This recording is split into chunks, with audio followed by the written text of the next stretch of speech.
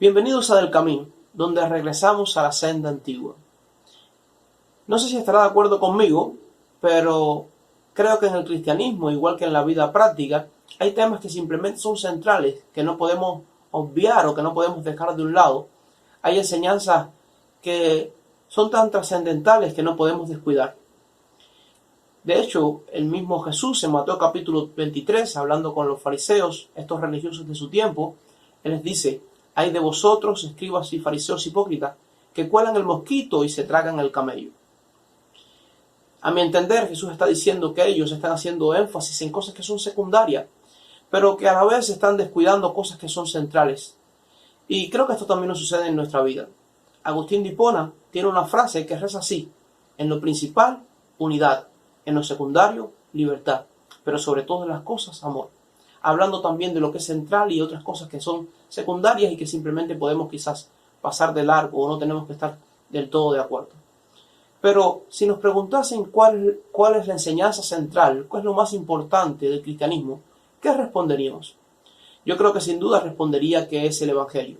Cuando vamos al libro de Efesios, capítulo 1, versículo 13, el apóstol Pablo hablando, él dice que las buenas noticias es el Evangelio de nuestra salvación. Es la forma en que somos salvos y, para mi entender, es lo más central de la enseñanza cristiana. Entonces, vamos a estar unos minutos hablando acerca de esto, acerca de qué es el Evangelio, por qué es tan trascendental para nuestra vida, por qué debemos hacer énfasis en él hoy también, y cómo es que él obra en nosotros, no solamente en nuestra salvación, sino también en nuestro crecimiento espiritual.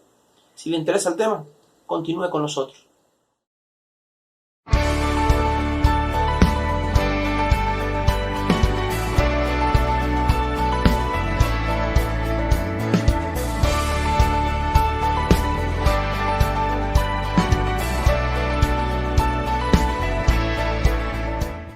John Newton es el conocido autor cristiano y compositor de esa conocida canción Gracia Sublime o Sublime Gracia o Gracia Maravillosa. Él, ya bien viejito, bien entrado en edad, estaba perdiendo su memoria y su conciencia, y él dijo en una ocasión: mis años van pasando y ya no me recuerdo de muchas cosas, pero yo solo sé dos cosas. Una, que soy un gran pecador, y la otra, que Cristo es un gran salvador. Entonces, esto nos habla un poco de lo que es central. Él dice: yo he perdido de mente otras cosas, pero yo sigo recordándome de lo que es central, lo que es más importante. Lo primero que tengo que recordar es que soy un gran pecador, es mi condición y mi necesidad. Y lo segundo que debo recordar es que Cristo es un gran salvador. Creo que en buena parte de esto se trata el Evangelio. De hecho, creo que el Evangelio trata de tres enseñanzas principales, aunque evidentemente las buenas noticias de salvación es mucho más que enseñanza. Pero creo que trata con una enseñanza de la pecaminosidad del hombre, la necesidad nuestra por nuestro pecado y nuestra condición. En segundo lugar, trata sobre la obra de la cruz y todos esos privilegios que hemos recibido a través de lo que ha hecho Jesucristo por nosotros.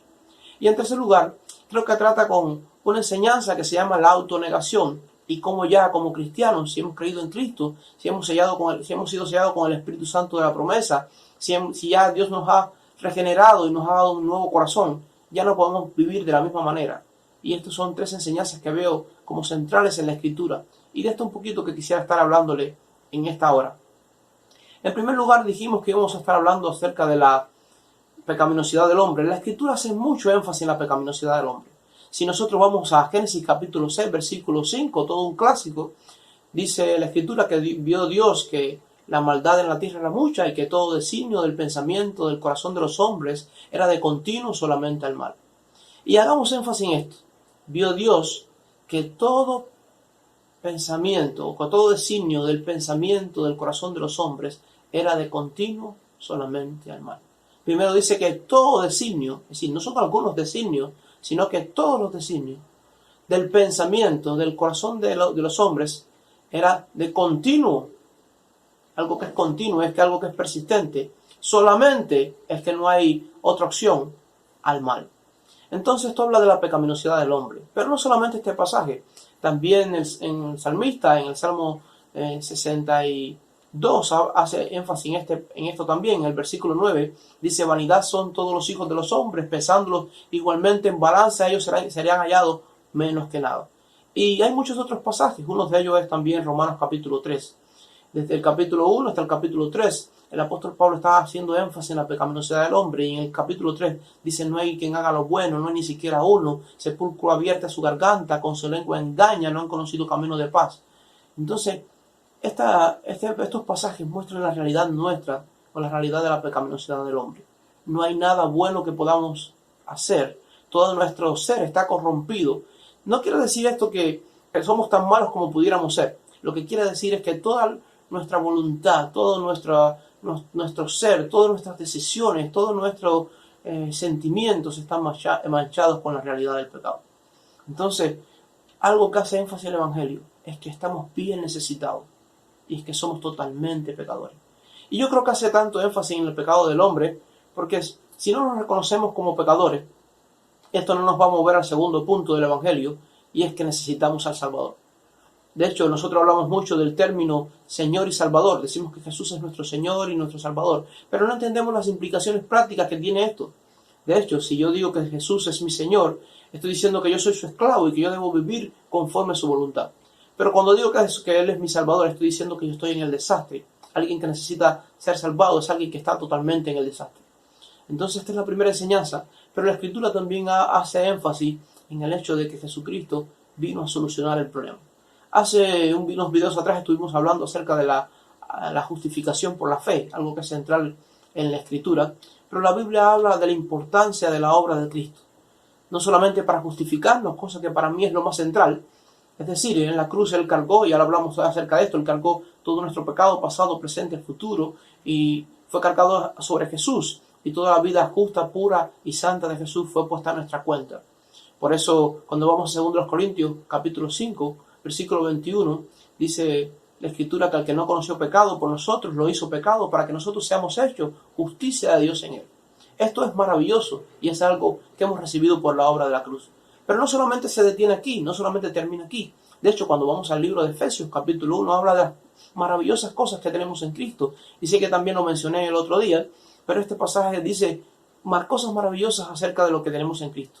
Entonces, cuando hablamos de redención, es decir, que el término significa que Dios nos compró para hacernos libres, es por la obra de la cruz. Cuando hablamos acerca de la regeneración, es decir, que Dios nos dio un nuevo corazón, un corazón que es sensible a Él y que le desea, es por la obra de la cruz. Cuando hablamos de la justificación, es por la obra de la cruz. Cuando hablamos de cualquier término teológico, de la teología sistemática, que tiene que ver con lo que Cristo ha hecho por nosotros, evidentemente es por la obra de la cruz. Entonces esto es central para nosotros, esto es vital. Todo lo que tenemos como hijos de Dios, toda nuestra herencia, toda nuestra salvación, todos los privilegios, es por la obra de Cristo. Por eso eso es tan central. Entonces, en primer lugar, dijimos que el Evangelio hace énfasis en la pecaminosidad del hombre y muestra la pecaminosidad del hombre para que nos lleve a la necesidad del Salvador. Entonces, estamos totalmente necesitados de la obra de la cruz. Necesitamos totalmente lo que hizo Cristo por nosotros. Y sin Cristo estamos totalmente perdidos. Pero no solo termina aquí, sino que ahora que hemos sido salvos, ahora que hemos sido rescatados, ahora que Jesucristo murió por nosotros en la cruz del Calvario, ocupó el lugar que nosotros merecíamos, nos imputó su justicia, nos hizo sus hijos, ahora somos coherederos con Cristo. No todo termina aquí, sino que ya no nos pertenecemos a nosotros mismos. Y esa es la tercera enseñanza del Evangelio, a mi entender, y es la autonegación. Y esto lo vemos muy claro en muchos pasajes de la Escritura. Si vamos a Gálatas capítulo 2, versículo 20, un pasaje que nos encanta, el apóstol Pablo hablando en este pasaje, dice: con Cristo estoy junto crucificado, ya no vivo yo, mas vive Cristo en mí. El apóstol Pablo dice: yo he muerto. Hablando en Filipenses también él dice: de ambas cosas estoy puesto en estrecho. Puedo irme con Cristo, lo cual es muchísimo mejor, pero tengo también la opción de quedarme para beneficio de la obra. Entonces, él dice: yo estoy en medio de dos decisiones, yo estoy en medio de dos situaciones. Pero algo que vemos claro es que el apóstol Pablo aquí no tiene decisión propia, no es su deseo. Segundo a los Corintios capítulo 5, en este pasaje también dice en el pasaje: y por todos murió, para que los que viven ya no vivan para sí, sino para aquel que murió y resucitó por ellos. Él murió para que los que viven ya no vivan para sí, sino para aquel que murió y resucitó por ellos. ¿Para quién vives? Es una muy buena pregunta. Si estás viviendo para Cristo, si lo que te mueve es la obra de Cristo, si has sido rescatado por Cristo, ya no eres tuyo, ya no te perteneces a ti mismo, ya eres de hecho del Señor. Y hay muchos otros pasajes que hablan acerca de esto, que ya no somos los protagonistas, ya somos de Cristo, es su deseo, es su voluntad, somos sus siervos, no tenemos voluntad propia. Entonces esto es algo que es central y algo que quería compartir también con ustedes. Entonces, si te preguntaran qué es lo más central del cristianismo, ¿qué dirías? ¿Qué es lo que es indispensable para la salvación? Yo creo que tiene que ver mucho con esto. John Newton decía que él recordaba que era un gran pecador, pero él recordaba también que Jesucristo era un gran salvador. Pero que esto no se quede aquí, sino que te mueva a vivir de forma diferente, que te mueva a reconocer que eres de Cristo. 1 Timoteo 1:15 dice, palabra fiel y digna de ser recibida por todos. Palabra fiel, es una palabra que es fiel, pero que es digna de ser recibida por todos. Y el pasaje dice que Cristo Jesús vino al mundo a salvar a los pecadores, de los cuales yo soy el primero. Palabra fiel y digna de ser recibida por todos. Es que Cristo Jesús vino al mundo a salvar a los pecadores. Primer punto. Segundo punto, Él vino a salvarlos, vino a rescatarlos. Por tanto, es la obra de la cruz lo que nos da rescate. Y hay otro pasaje también en 2 Timoteo 2:11 que dice, palabra fiel es esta. Si somos muertos con Él, también viviremos con Él. Y en buena parte, lo que nos manda o lo que nos llama a Cristo cuando somos cristianos, cuando lo hemos conocido, cuando somos sus siervos, es a morir a nosotros mismos. La Escritura dice, si el grano de trigo no muere, no lleva fruto. Pero si muere, lleva mucho fruto. La pregunta quizás es si has sido deslumbrado por el Evangelio, si haces énfasis, recuerdas el hecho de que de nuestra pecaminosidad, si haces énfasis en el hecho de que Jesucristo en la cruz del Calvario nos ha dado todo lo que tenemos, cada bendición que hemos recibido es por su obra, y si haces énfasis en que ya no eres tuyo, que ya no te perteneces y que ya eres del Señor. Que este sea nuestro mayor deseo. La Escritura nos manda a estar preparados para presentar defensa con mansedumbre a todo aquel que demanda razón de la esperanza que hay en nosotros. Entonces, ¿cuál es nuestra esperanza? ¿Cuál es la razón de la esperanza? ¿Qué es lo que debemos compartir? ¿Qué es lo que debemos defender? Creo que en buena parte es el Evangelio. Entonces, si este video le ha servido, si este video ha sido de bendición para usted, si este video le ha aclarado algunos términos o le ha ayudado a ver el Evangelio como vital en su vida, le exhortamos que siga con nosotros en otros videos. Les exhortamos que también se suscriba, que comparta estos videos, que comente y que de alguna forma nuestro deseo es poder compartir el Evangelio, es poder atesorar este Evangelio, el Evangelio de nuestra salvación también y compartirlo con otros. Que Dios les bendiga.